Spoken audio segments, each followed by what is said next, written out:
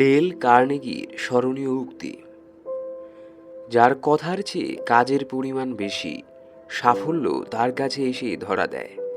কারণ যে নদী যত গভীর, তার বয়ে যাওয়ার শব্দ তত কম।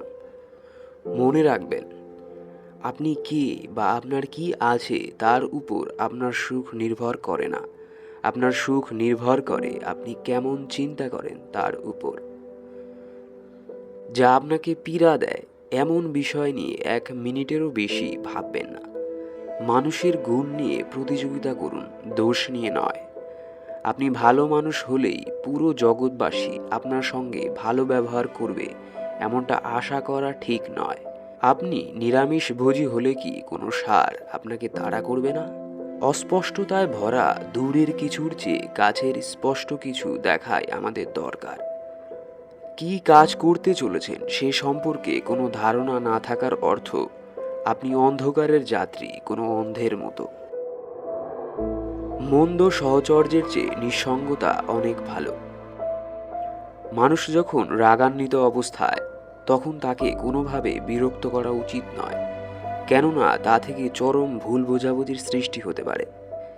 পৃথিবীতে ভালোবাসার একটিমাত্র উপায় আছে, সেটা হলো প্রতিদান পাওয়ার আশা না করে শুধু ভালোবেসে যাওয়া। দুশ্চিন্তা দূর করার 1 নম্বর উপায় হলো ব্যস্ত থাকা। আমি চাইতাম বিখ্যাত ব্যক্তিদের মতো সফল হতে।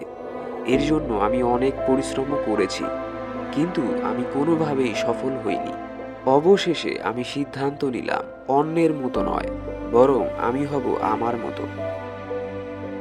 অনুকরণ নয়, অনুসরণ নয়, নিজেকে খুঁজুন, নিজেকে জানুন, নিজের পথে চলুন।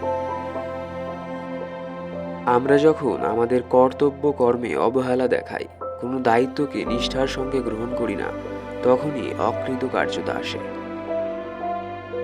দাম্পত্য জীবনে সুখী হতে চাও, তাহলে পরস্পরকে অবিশ্বাস করবে না আর ঘ্যানর ঘ্যানর করবে না।